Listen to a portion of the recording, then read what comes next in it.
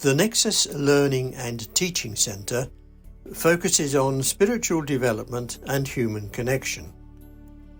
The centre's purpose is to help people understand their inner spirit and the spiritual world. It aims to promote a positive outlook on life, teach people how to receive guidance from spirits, and help them connect with what the centre calls the highest source of energy.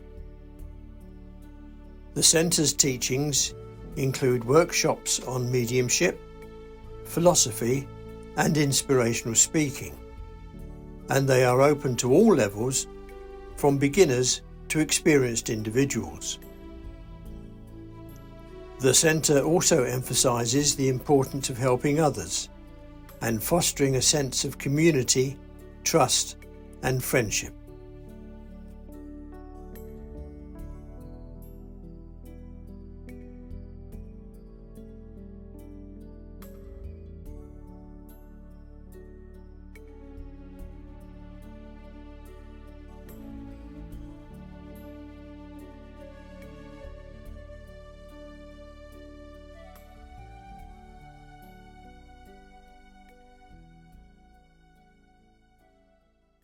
I'm delighted and honoured to be speaking to the founder, the wonderful Mr. David Cole. Hello, David.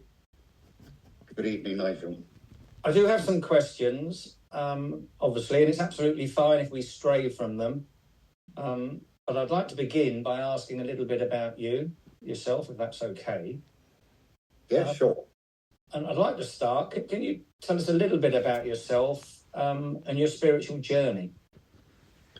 Well, it depends how far you'd like to go back. But when I was about 11, I had an imaginary friend. And when I say imaginary friend, I could see him, talk to him. We talked together. He was about the same age as me. And to me, it was normal until I was away down in Timoth. And the lady who was doing the cooking caught me talking to myself, and she got worried and told the master, who then reported me to my mother. But that was bad enough. Then a few months later, my school got involved and also reported me to my mother that I was talking to myself. So my mother spoke to me about it and told me that I had to stop, because back in the late 50s, early 60s, the social services had great powers to remove children from their family. And my mother said if I didn't stop, they could come in and take me away. And somehow I managed to block it out. And I managed to block it out for many, many years afterwards, until one particular day in the late 1980s, 88, 89, I was working in the garden in my home, doing a fish pond, and suddenly I heard the voice, as clear as I would hear yours, that I had to go and see a medium. Naturally, I turned around to see who was behind me, but there was no one. This went on for quite some time, at different various stages, but the one that really made me worry was when I was driving down the motorway, lucky enough on the near side, and this voice behind me said, "You've got to go and see a medium." Well, you naturally turn around, and as you turn around, you're not concentrating on your steering. And I swayed a little bit. But the final point was when I was in my garden again a few weeks later. Again, I heard the voice saying, "You must go and see a medium." And it was a man's voice. And you knew what a medium was? You knew what they meant? I had no idea. I didn't even know there were such things called mediums. Right.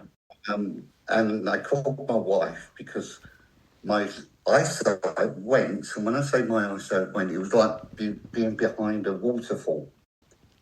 And I couldn't see. And I called my wife and got as far as to the back of the kitchen door. And she was there, and she said, "What's wrong?" And that was the first time I ever told her what was happening. And I was quite surprised with her reaction, because she said, well, obviously, someone's trying to contact you. And my wife and I had never spoken about it before. But I was in the office, my office at home, working on the computer, and the computer crashed. And I remember my niece, who I saw at my mother's funeral a year or so earlier, and she told me she built computers from scratch, and if I had a problem, to give her a call. So I phoned her, and I'm explaining to her what happened, and again this voice from the right-hand side said to me, ask her, she knows. So I naturally changed the conversation, and I asked her what she knew about people going to see what they call a medium. And to my surprise, she knew all about it. Her late husband, John, who I'd never met, was a healer in a spiritualist church. And she said to me, next month we're going to have an open evening, a psychic evening. Why don't you come along and see what happens? And I remember how old was I? I was just coming into my 40s. Right, okay. About 13, 14. And anyway, cut the long story short, my wife and I drove all the way down to Southend, where she lives. We went to this so-called spiritualist church, which I'd never heard of before. And it was a case of, you picked a table. There was about 10 tables. You pick a table, and when everything was filled up, the mediums came in and they took a number out of the hat. And this lady came over, and I wanted it to be, thinking I was being clever, I wanted to be the last one. So I sat on the right-hand side thinking that she would go round clockwise. And she sat down and she said, oh dear, she said, usually I go clockwise. She said, but I've got to start with you, meaning me. And she said, I've got this lovely, lovely lady here. She said, oh, she's such a pleasure to be with, lovely energy. And I'm thinking to myself, yeah, I look the age, my mother's passed over. And she said, oh, this is your aunt. I come from a very big family, so I'm racking my brains to think about. And she said, oh, she just told me her name was Ada. And I did have an aunt, Ada, a past, and I never liked her.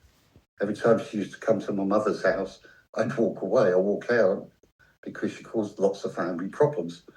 And she said to me, oh, you weren't allowed to call her Ada. She said it was Aunt Ada to you. And she wants you to know, when she used to come to your mother's house, she didn't come to cause trouble. She came to help.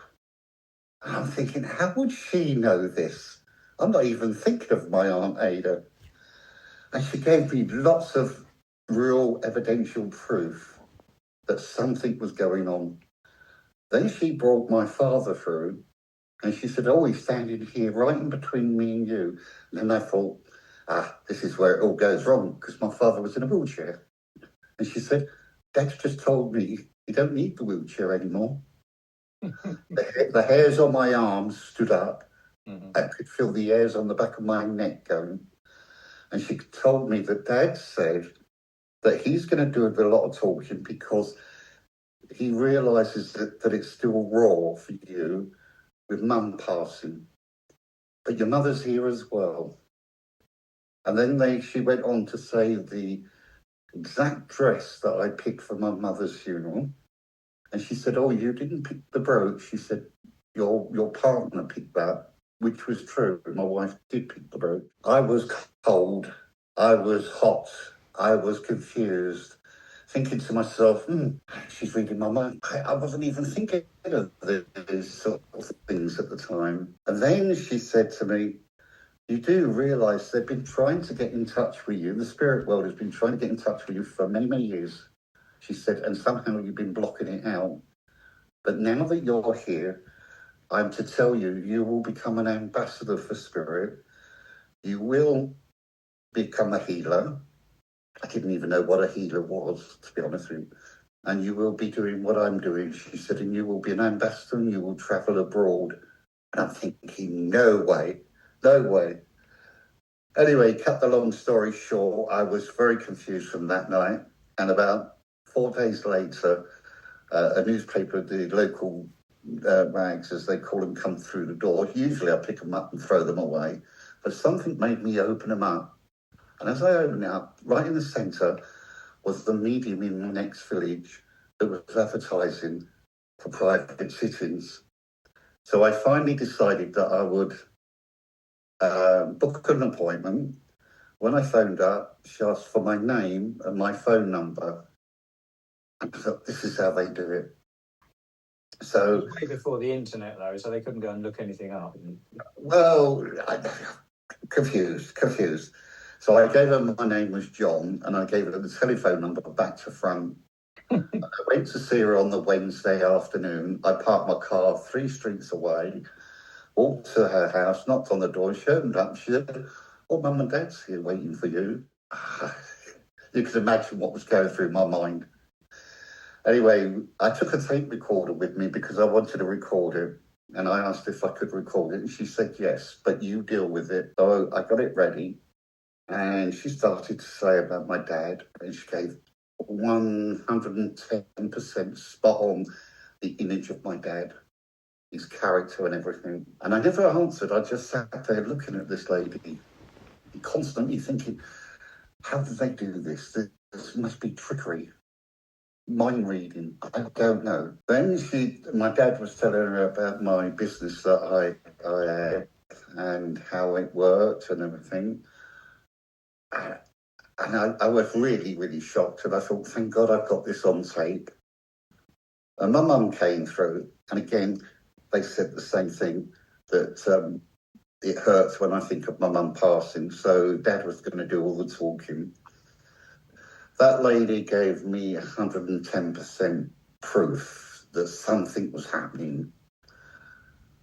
Anyway, I left, and when I got home, I said to my wife, listen to this. Press play on the record, and you hear the medium saying, are you ready? And I replied, yes. And she said, I've got, and then from there onwards, it was all static. Couldn't hear a thing, not a voice, all the way through. And what surprised my wife is that I went to see this medium without my wife knowing. But my wife took it to be normal. So we sat there talking about it, and I said to her, well, what do you know about all this? She said, I don't know anything. She said, but obviously they really want to get in touch with you. Well, again, a few days later, my niece phoned me up from Southend and said, where do you live? And I told her, and she said, oh, there's a church in Maidenhead, not far from you. She said, and they have a service on Thursdays and Sundays. Why don't you go along? Which I did. Used to get there very late, just in time for the mediumship to start. Didn't want to know the religion or anything. And every time I went, medium brought through members of my family, my brother, my sisters. And it was so spot on. But the thing that really shocked me was at the end of their deliberation of the message, they all said the same thing. You will become a healer, you will become a medium, and you will be working abroad. And I kept thinking, they must read it out of a book. It must be a static thing that they say. Anyway, long and short of it was, I started going to the church more and more. And one particular evening, a lady called Mabel came up to me and she said, I've noticed you've been getting the same message. And she said, it was in another village not far from me. So I went along to see her and we were sitting there talking. And the whole time, her doorbell was ringing and people coming in, going into another room. And then just coming up to 7:30, she said, we're just going to start a circle. Would you like to join us? And I went, no, thank you. No, you're obviously busy. No, I would like you to come in, she said, after the conversation we've had. So I plucked up the courage to go in, and there was about 12 people around a very large table. And she said, sit there. So I sat there, and various people, she was calling them, and they were getting up and they were giving them things like, I got a plastic flower, or all I could see is a stream, and I'm sitting there thinking, what have I done? And the deal was that I wouldn't get up and leave until the end of the evening. I kept thinking, I just want the evening over with. Anyway, we got to the point where she said to me, would you like to have a go? And I went, no, thank you. She said, I would like you to try. And she's a lady that you knew straight away you couldn't beat an argument with. Well, I stood up and standing there. She said, then just close your eyes and just say to them, here I am, use me. So I mentally said that, and I could feel something touching my right arm. And I thought she got up and come round to my right. And then I heard a voice say, well, talk to them. And as I turned, and I had my eyes open, as I turned, I could see this man as clear as I see you. And yet, it was very strange. Although it was all new to me, I wasn't scared, I wasn't frightened. And I said to him, who are you? He said, I'm his uncle. And he told me that he worked for British Rail and he retired early because he had cancer and blah, blah. Gave me lots of, and I'm repeating. And Judy said to this gentleman, George, do you understand this? He went, yes, absolutely everything. And I thought to myself, good grief. Either she's told you to say that or you're just trying to please me. Anyway, at the end of the evening, she was the type of, when the evening finished, everybody had to go there and then, no hanging around. But she asked me to stay. And as I stayed there with her, she said to me, you're a natural medium. She said, you just need fine tuning. And she said, I'd love for you to come on my circle. Well, for me to get out of her house, I said, oh, yes, lovely, thank you. Driving home thinking, no way, I'm not going back there again. Well, once I told my wife what happened, Carol, she really encouraged me every day of the week. You're going on Wednesday, you're going on Wednesday. And on the Wednesday, she said to me, you've got to go because you believe that it's a con, you believe it's a trick. She said, now put your money where your mouth is. Go and prove that it's trickery. It's the first time you mentioned that. So you'd felt all the way up to this point that it was a con, or you were certainly highly sceptical. Very, very sceptical. Right. Very sceptical. Anyway, so on that Wednesday, I went along, and really all I could say to you, Nigel, the rest of it's history. It went from strength to strength, week after week after week. And towards the end, I started to get this voice in my head, it's time for you to leave. And I thought, when I go on Wednesday, I will tell Judy that I'm going to be leaving. But as I said to you, it was like going to see the headmistress. Very, very strict woman. Very, very strict and compassionate about spirit. But each week, I was too scared to say it until about 5-6 weeks later, we just come to the end and she went, right. I went, I'm not coming back no more. She went, I beg your pardon. I said, oh, sorry, Judy, I didn't mean to sound rude, but I don't think I'll be coming back. What shocked me was when she said, I've been waiting for over a month for you to tell me that. She knew. But that wasn't the end with Judy, because as the weeks went on, she'd phone me up, and she's again that type, as I said, you never said no to Judy. She'd phone me up and say, come to my house tomorrow after 3 o'clock, and put the phone down. Never had a chance to say yes or no. And I used to go, and we'd have long chats, and she'd talk to me about the mechanics of spirit and how it can work. And she privately tutored me outside the circle. So I said to her one particular day, well, what happens now? She said, spirit will take care of it. Somehow you will be called to serve them. Okay? And I believe that was a Thursday. And on the Sunday, we were having Sunday lunch, the phone rang, and this lady said that she was a president of a church in West Drayton. The medium's cancelled, and she's heard that I've come off the circle. Would I be prepared to take the service? And I went, no. And Carol's going, yes, yes. You say no a lot, but your wife seems to say yes. Yes, yes. If it hadn't been for Carol, I probably would never have gone back. Was she spiritual? She was very spiritual. She was As in with the churches and things like that, or with, no, she knew nothing, no more than I did. She just felt. But she was, her soul was there, and she really encouraged me. So I said to this person, I will come, but I'm not sure if I can do it. And she said, oh, don't worry, I'm a medium, but I can't keep working my own church. If you get stuck, I will help you. Went to this church, didn't know anyone at all. And she said, would you do the opening prayer? And I'd done a prayer, and then she'd done a reading. And then she said, if you'd like to do some inspirational speaking from Spirit. And I did, and I couldn't tell you what I said. And then it got to the clairvoyance, and I've got this man, and I've got this lady, and I'm going to... And afterwards, she said to me, I thought you hadn't done it before. I said, I haven't. And Carol said, no, this is his first service. She went, my God, she said, can we book you for later in the year? And that's really how it all started.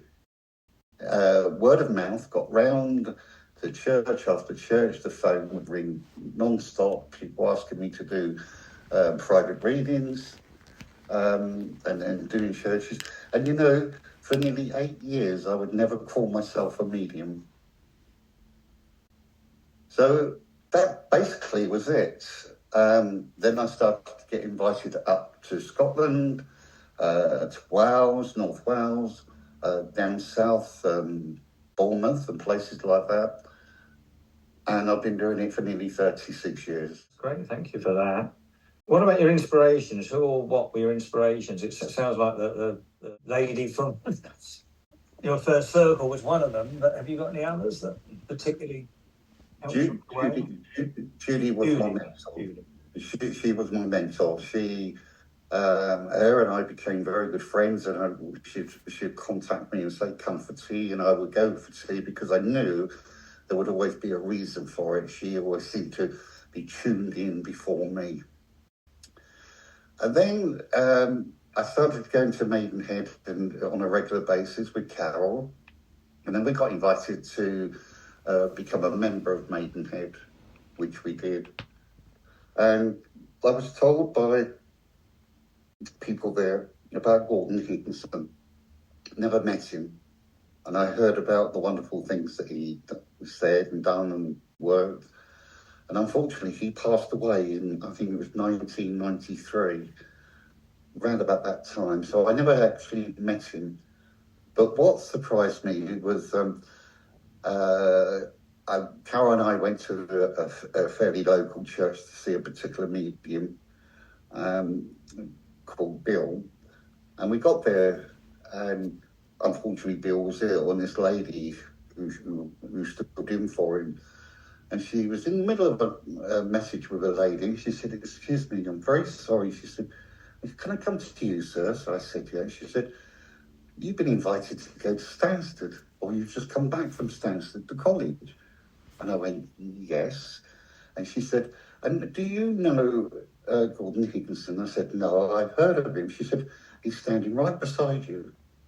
She said, and he's telling me, he gave me a few private information only I would know. And then she said, he's telling me that he's going to be working with you. He likes the way you work. And of course, I thought, yeah, sure. And it was a lovely message, and she was a lovely, lovely lady. I never did get her name. But then I started to, which I'm not a book reader, I'm really not a book reader, but then somebody lent me a book from Gordon, and I started to read bits and pieces, and I felt, I can relate to that, I understand that makes sense to me, but not knowing. Would that be on the side of angels? Oh, many, many different things. Angels come into it a bit later. But another friend of mine, she came up to me, she said, I got this book. I know you don't like reading books, she said, but this book is for you, and I want you to read it. And it was called The Conversations of God. Oh, yes. Donald Walsh? Donald Walsh. And I didn't. And Carol, we were going on holiday. Carol said to me, do you want me to put this book in? I went, yeah, you can do. Anyway, this particular day, we're on holiday, I'm sitting out in the sun, and Carol said, "Do you want this book?" I went, "Yeah, I'll have a look." Do you know, for the whole 2 weeks we were on holiday, I couldn't put the book down. Yeah. When we went out for lunch or we went out for dinner. We're nearly at half an hour, David, and I've still got a couple more questions. Maybe we can cover them quickly, and then the second half an hour, maybe go on to Nexus. But yes, for sure. I don't know if you'd want me. I was just wondering, was your mum spiritual, or I just wanted to ask you because she told you to never say it again, and that was it. Was she scared of it? Well, I found out long after she passed through two other mediums that my mother used to do tea leaf reading. Ah, okay. And apparently she would have known about mediums and spiritual churches, but I didn't know that from my mother. It is meant to be hereditary. It can miss siblings out, but it is. And it was just when you said she told you to never mention it again when you were seeing imaginary friends. Well, purely from the point of view of social services, because at that time they had so much power, and they used to take children away from their families and then send them over to Australia or New Zealand. Okay. All right, we okay? I'll go back to two more questions and then I'll move on to the next thing. You might have covered this, but we're just how do you think spirituality has changed you? Changed me? Yes. Well, it's changed me for the better. It's made me analyse my life from the past, all the way through my childhood and upbringing. It's made me to look to the future. And one thing I would certainly say, and I would say to anyone, is if you're going to get involved in doing this work and becoming a healer or spiritual medium, it is so enriched. And I don't mean financially. It changes your life for the better. I'm not as angry as I don't get angry anymore. I mean, beforehand, a slight little thing, I would panic and then show anger. Now I let many things just go over my head. Okay, so what would you say have been your highs and lows? And have you ever felt like giving it all up, or has it just been a great experience since you started? No, there's been times where being a medium, whether you're married or if you have a family, your partner, whatever, can be very, very lonely. Mm-hmm. And what I mean by that is you go to a centre or a church, you have a lovely evening bringing people's loved ones through with the love and compassion, and you're in that middle between the two, between spirit and the recipient, and your heart is pumping like a good one. It's so beautiful. And at the end of the evening, they all go home to their homes, and you just go home. And that's what I mean. It can be very lonely, especially since my wife passed 22 years ago.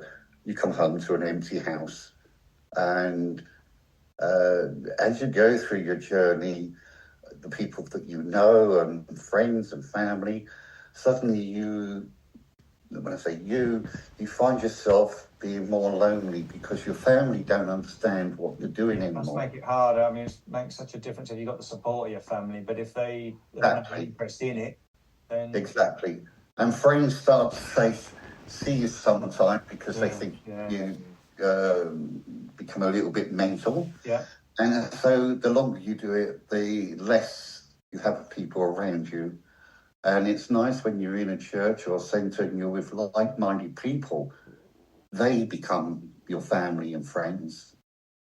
So yes, there's been at least twice, I would say, if not 3 times, where I thought, I've got to stop, I'm going to have to pack up.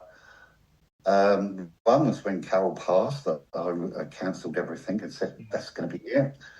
But you know, Nigel, one thing is, once Spirit's got you, they never let you go.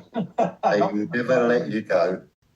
Somehow they will find a way of getting you back.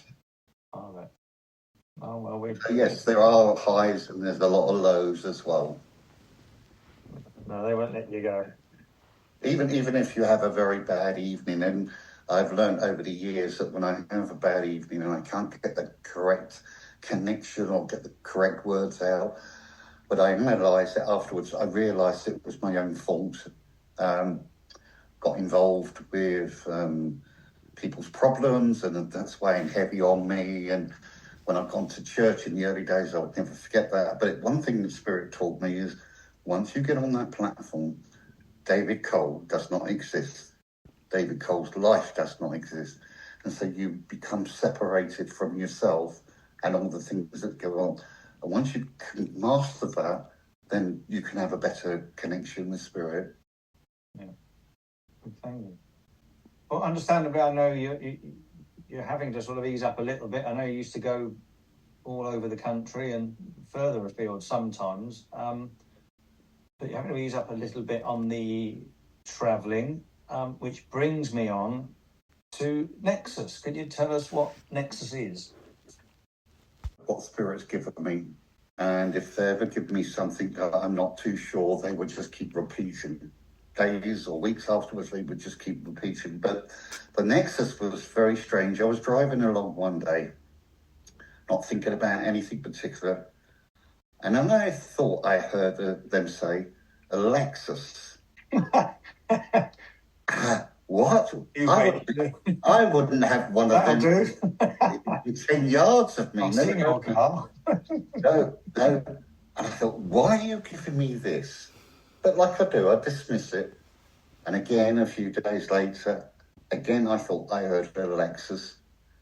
And my daughter, funny enough, phoned me up this particular week and she said, oh, are you in on Wednesday? I said, yeah. She said, well, you've got a parcel coming for me. And I went, it's not one of those talking machines, is it? Those Alexas. She went, good grief, Dad. Oh, Alexa. Alexa, yeah. So, anyway, one particular morning I went into meditation, and just before I did, I said, look, I need clarity. What is this Alexis thing?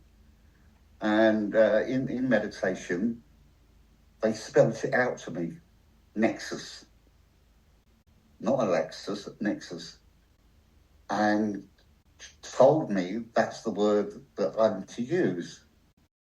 Where? When? I didn't know. But I didn't even know what Nexus meant, so I Googled it. And the word means, a part of the word means bringing two or more things together.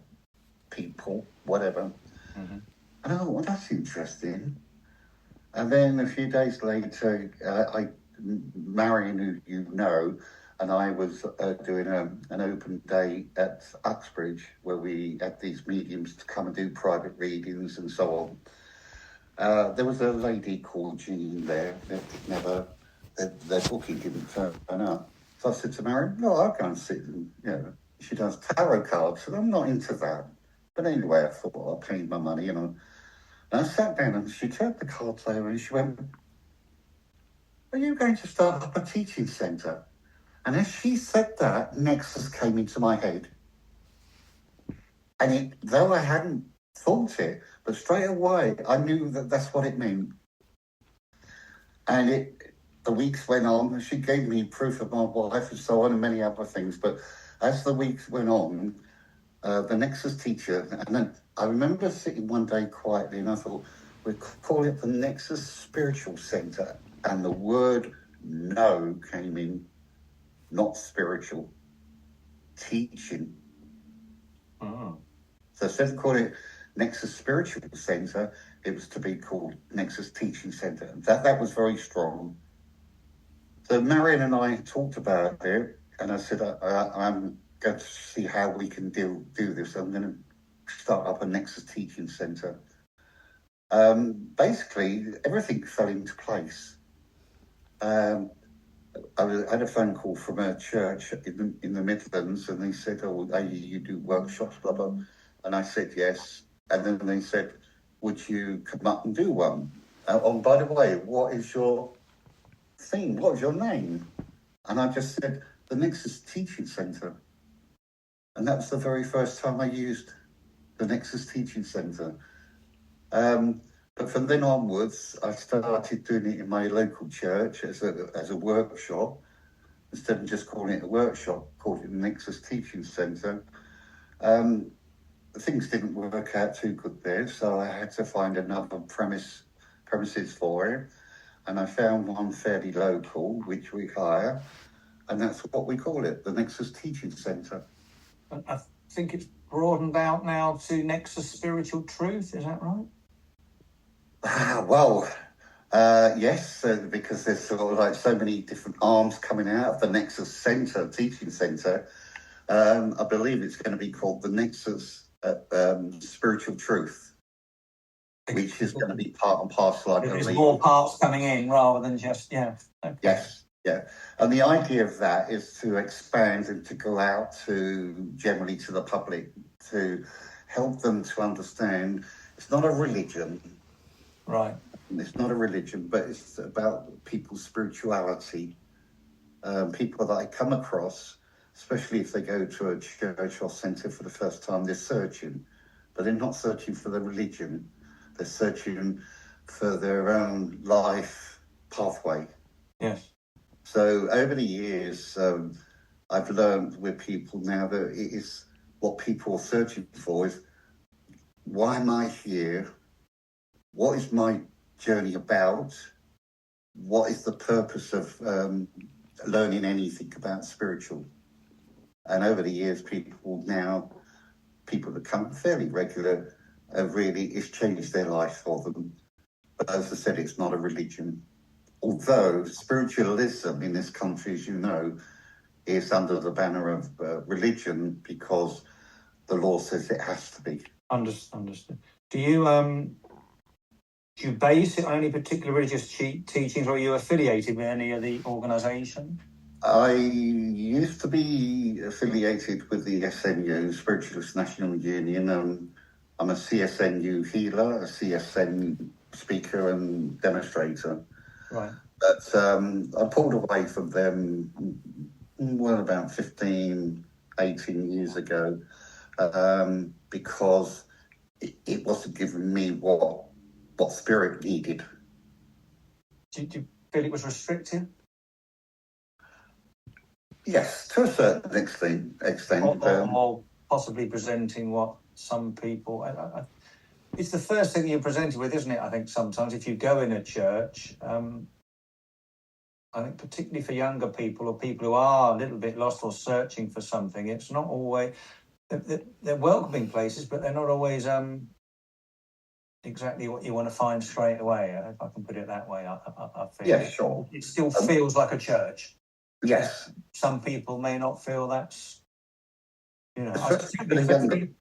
Especially for the younger people. I think who seem to be getting more interested in this sort of thing, and with the way the world is at the moment, I don't think it's ever been needed more. But I think the religious aspect can be, if it's the first thing you're presented with, it can be off-putting to some people, particularly the younger people. Yes, and the idea of the teaching centre and beyond is to try and encourage younger people to come and do a bit of soul searching. People privately that I talk to, young people, 20, 25, 18, that's what they're looking for. But it's the church or the religion that puts them off. Yeah. So I'm hoping that we can expand to get out there to younger people, not to become a member and not to join a club, but to be there for when they need us to be there for. They're going through trials and tribulations and they need just a little bit of advice or help. We can guide them. That's good. So what do you think Nexus would like to achieve? What would success look like? Personally speaking, I think it's success already compared to where it's come from.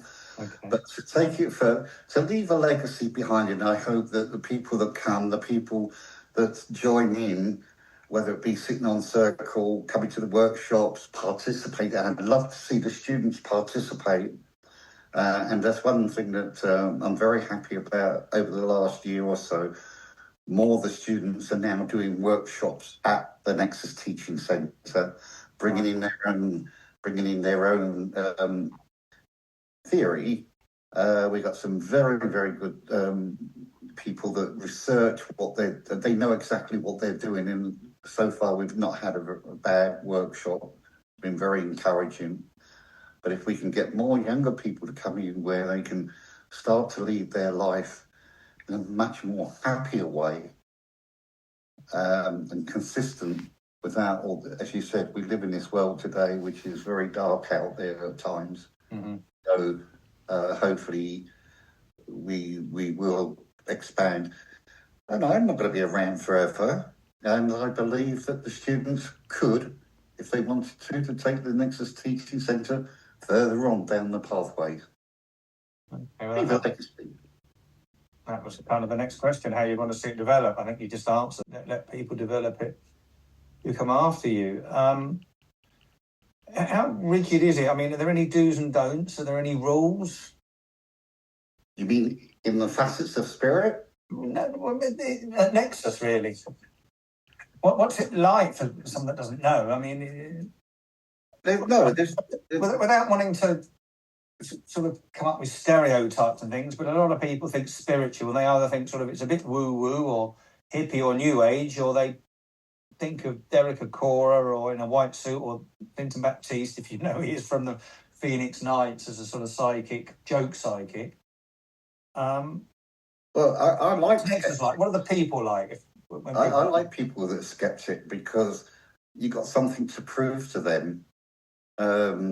Many times in private sittings or from the platform, I've had skeptics there who believe nothing. They've been dragged there by their wife or their partner or whatever, and they don't really feel comfortable until they actually get that proof, that message, and it blows their minds. It really does. And I can talk from a mechanic to a judge to a social service, social worker, to doctors, where they would poo-poo everything. But once they've had that proof, it changes their lives as well. What about the workshops and things? If they not forget the mediumship so much, if someone's just coming along to one of the workshops, I mean, what are the people like? What sort of goes on there? Well, what we normally do is we have a theme from 11 o'clock till 1. Right. That theme will be various different things, like the workshop that's coming up this week is on about the soul. Right. Talking about the soul. That'll be probably up to 1 o'clock, then after lunch. Then we will go back into the philosophy, connections with spirit, helping the students to overcome their worries or their concerns or their anxieties. One particular person that comes to my mind always seemed to have a problem feeling spirit. And when we say feeling, because when you're dealing with spirit, you see spirit or hear spirit, feel spirit, or it becomes a knowing. And to help the students to understand the mechanics of how that works. And it's so rewarding. I would give up every day, 10 hours a day, every day, just doing that, just to help people. Because it's so mentioned there, and it's remiss of me, I haven't mentioned it yet so far. We've been talking about mediumship and spirit, but you mentioned philosophy, and I think that's a very undervalued. It's not mentioned enough, the philosophy aspect of spirit. It is something that everyone can get something out of, and particularly some of the younger people, if they came along, hearing some of the philosophy that goes on. I think that's the first thing that made sense to me. Well, you know, mostly if it's been done correctly, when you're at church or centre and you do the philosophy, there are private messages there for people in the congregation. Yeah. Without them realising it. Someone else is thinking like me. I've been waiting to hear this. This is how I think. Yes. So it's not just about messages from mum or dad. There's so much that the spirit world can offer each and every one of us. But because we are spirit, first and foremost, the spirit within our body, our physical body, everybody goes by the physical body, but you know, your soul and your spirit there is yearning for that learning while they're on the earth plane. So, I mean, what would you say to someone if they're not sure if it's for them, or they're really uncomfortable maybe coming along? Can anyone just come along and just watch? And Yes. There's no rules. No one has to participate. They can just come, sit, listen, come and go as they please. There's no rules or regulations there. The only if you call it a ruling, and it's very flexible, is when people sitting on circle, when they want to sit on a developing circle, I do ask them, are they prepared to give the commitment? Right. And the commitment is every Monday or every Tuesday, whatever day the circle meets, that they do their damnedest to be there every time. Because if you start to having people come for 1, 2, 3 weeks and then 3 weeks off and 4 weeks off, they're gaining and then suddenly they will drop. And it's like taking them back to the beginning again. Okay. And as well, you mentioned you're broadening out, but I know even when I was first looking for somewhere, just if someone just wanted to maybe try somewhere, get a bit of help with meditation to start with, something like that, is that the sort of thing? Yes, again, that's something that we teach at the centre, helping people to understand that visualisation and meditation, whatever, some people would rather call it visualisation than meditation. Meditation sounds a bit heavy, but we've all got an imagination. We can all sit there and start to imagine what the circle leader's saying or leading them through. But there are some people that do struggle with it because they're so much in the material world that they can't forget, oh, tomorrow I must go shopping, or tomorrow I've got to go to the bank, or I've got to sort this out, sort that out.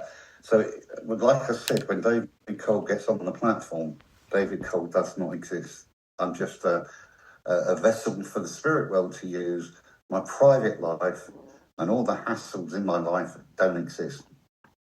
So for that half an hour, whatever I'm working, or an hour and a half, it is me, spirit, and the recipients. Okay. And from what I've experienced and speak to others, I think it's important to get across that certainly the workshops and, of course, to a certain extent, are always informal and fun, and yes, a lot of laughter, and at times you do have to try. Yes, Gene and get people out of control. It can be quite good fun. Yeah, because people become quite nervous and they're so bottled up, tense, and by having a little bit of a joke or a quick word, bringing a bit of fun in, helps them to relax. And the more they can relax, the more energy they can help to raise with everybody else, because it's all about energy, as you know. And if you've got 10 people there all so tensed up, oh, I don't want to be here, then you'll be fighting a losing battle. And everyone is welcome. You don't have to be a believer. We have people that come just to come. They don't, no, nothing's forced on them. I've heard some people just come to bring their cakes they made. That's becoming a bit of a ritual now. Yeah, people buy cakes and biscuits, and people make cakes, and I've done it myself, where I've made bread pudding and cakes and take it. It becomes a community. That's good. And spending time and have a little bit of banter and so on. And I understand some workshops are more suitable for the first timers than others. I guess get in touch with you and see what's suitable. I mean, all our posters say it's open to all levels, right from beginners to intermediate to what people would say more qualified. But even people that have come, mediums that have come to the workshops, go away and say, I really enjoyed today and I learned something. They may be doing it for 10, 15, 20 years, but they always seem to say they've learned something. So that's good. And the good thing is, once the individual feel that they've done enough, had enough, and they're capable of going out, serving the churches. I mean, there's many of my students over the years that are out there now working in churches and centres and doing workshops. And you're based in Slough, which I know has got good transport links, sort of trains, buses and that sort of thing. So if someone wants to get in touch, how do they get in touch with you? Well, we're on Facebook. Right. What's that? Nexus Teaching Centre is on the Facebook. Nexus Teaching Centre, okay.